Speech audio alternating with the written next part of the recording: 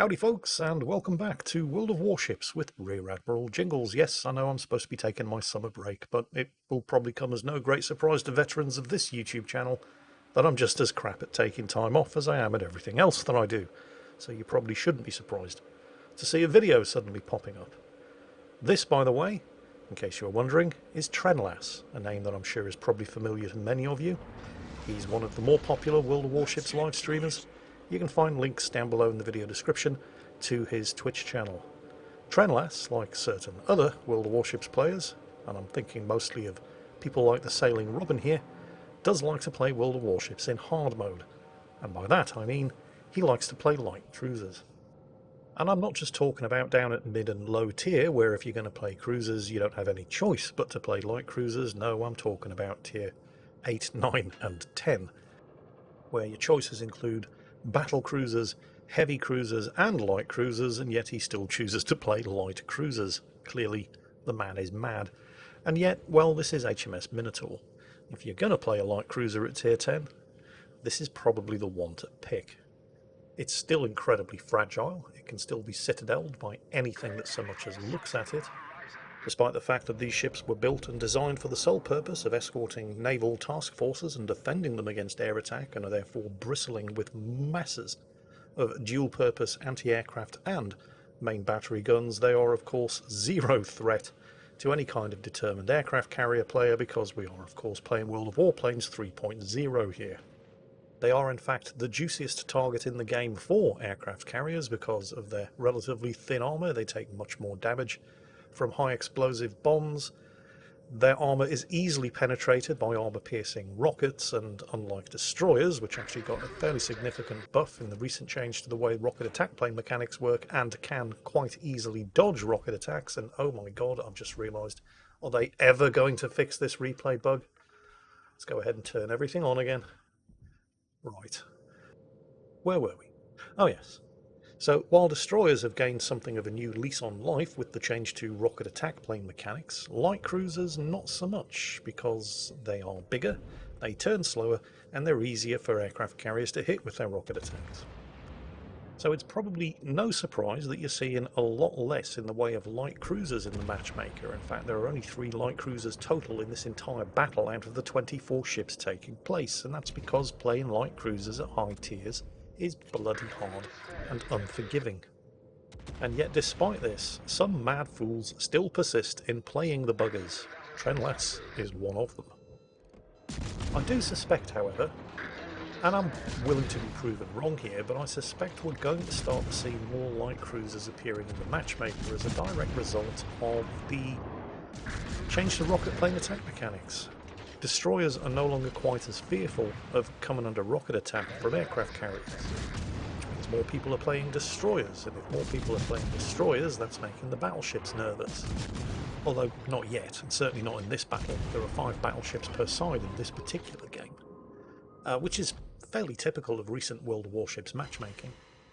But I do remain hopeful that as the destroyer population grows, we're going to see more light cruisers in play, not least of which because with more destroyers in the team, there's only so much space for battleships, for example, and with battleships being the natural prey of the destroyers, those battleships really don't like getting torpedoed. Fewer people playing battleships in the matchmaking, and more people playing light cruisers and hunting down those destroyers that are making all of those battleships nervous. Note that I'm not saying it's going to happen, I'm just saying I remain hopeful that it might happen. Trenlass, meanwhile, has been lit up by the Hindenburg's Hydro, and that Zhao over there has picked this exact moment to let loose with a full volley of armour piercing, and yeah. Light cruiser gameplay. Live fast, die young, leave a good looking corpse. You might have noticed, by the way, just in case it wasn't obvious, and it's not terribly obvious, that Trenlass is playing World of Warships in even harder mode. He's not just playing a light cruiser, he's playing the Minotaur without the smokescreen. He's taken the radar consumable instead. So Trenlass is in a pretty sticky situation here. He just got bitch slapped by that Zhao. And he is playing quite aggressively. Far more aggressively than I would in the Minotaur, but well, he's better than I am. Nevertheless, there's a huge bunch of enemy ships on the far side of that island, just waiting for the opportunity to slap a couple of citadels into a very thinly armoured light cruiser like this. You would expect Trendless to start playing cautiously, because there are 3 battleships and 2 heavy cruisers that we know of, all within about 10 kilometres of him. You would expect him to start playing cautiously, and you would be 100% completely and utterly wrong. I mean, he's not just going to suicide charge around the corner of this island straight into that, which apparently consists of 3 battleships and 3 heavy cruisers again that we know of, and yep, he's coming under torpedo attack from the carrier as well. Fortunately, the Minotaur has a very, very good engine. It can accelerate even when doing a full turn. And while he is not suiciding straight into that massive enemy ships, he's not hiding from the fight either. Fortunately, the Hindenburg does not have sufficiently high caliber guns to be able to overmatch his angled belt. Even more fortunately, the Hindenburg is given the kind of broadside that Trendless is not, and there's kill number 1 and also the first blood award. He's spotted this entire time, by the way, and he's going to stay spotted because he's taken radar and not the smokescreen. And it's not that people aren't shooting at him either. He's already back down to about the same amount of health that he had just a couple of minutes ago when the Zao bitch slapped him to within an inch of his life. You would expect him to try to go undetected, but well, the carrier's back for more, so that ain't going to happen anytime soon, and since you're spotted anyway, well, hell not. The carrier's having another go, but he doesn't appear to have learnt his lesson the first time and has again miscalculated just how quickly the Minotaur can accelerate.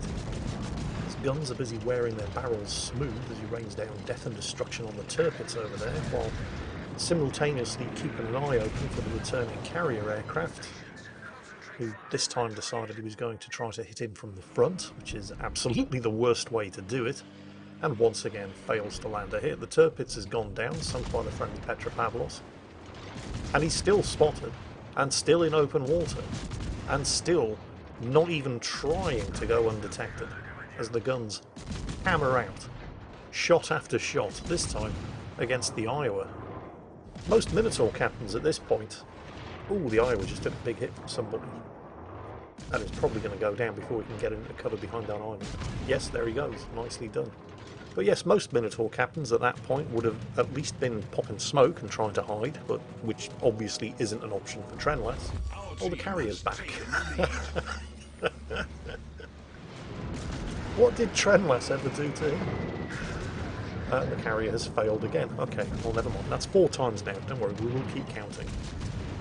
But yes, most Minotaur captains at this point would be popping smoke because, well, yeah, things like the Amagi are shooting at you in open water, and obviously Trendless doesn't have smoke. He's gone with the radar instead, so that isn't an option.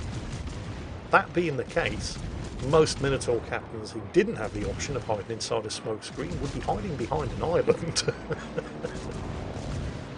Not gunboating around in open water like they just don't give a shit. Trendless, on the other hand, is not most Minotaur captains. I don't know what it was that pissed him off in this game. I actually asked him about this, because this was the first question that I had once I'd seen this battle. I said, were you especially angry at anything during the course of this battle? He said, well, oh, and there's his second kill. The carrier was pissing me off a bit, but no, not especially. He's playing like a man who's out for revenge. It's like he's saying, gaze upon the field in which I grow all of my fucks. Cast thine eyes upon it, and verily thou shalt see that it is barren. Generally speaking, oh, this has got, yeah, there we go, kill number 3. Generally speaking, when I put up one of these World of Warships videos, I'll try to make it at least vaguely instructional. Right? Because generally speaking, when people do well in World of Warships, it's because they're following the rules. And when you're in a light cruiser, the rules are, do not gunboat in open water in plain sight of a whole bunch of battleships and heavy cruisers. No good will come of it. And yet, I definitely don't recommend you try to emulate what Trendless is doing here, because it'll probably end up in you getting deleted very, very quickly. I mean, by all means, if you feel inspired to take a radar Minotaur out into a tier 10 battle and gunboat in open water, right under the guns of a whole bunch of enemy battleships, you know, go for it, but don't come crying to me when it all goes horribly, horribly wrong. But while I definitely would not recommend, he's going to get another one.